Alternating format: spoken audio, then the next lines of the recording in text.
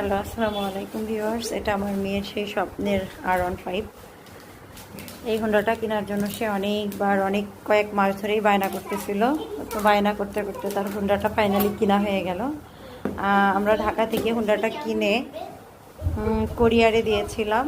আমি মাত্র কোরিয়ার থেকে গাড়িটা রিসিভ করেছি।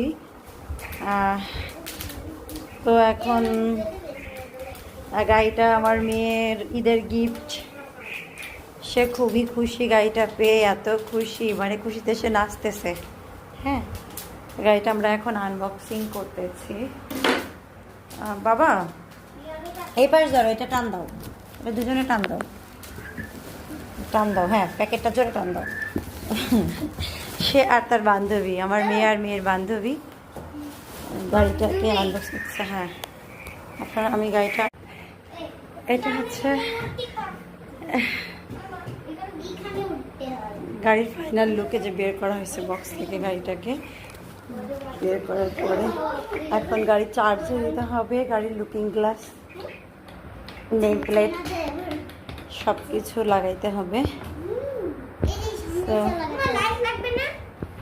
দেখতেই পাচ্ছেন এই হচ্ছে গাড়ি R15। আমার মেয়ের R15 ব্ল্যাক কালার, তার পছন্দের গাড়ি এটা।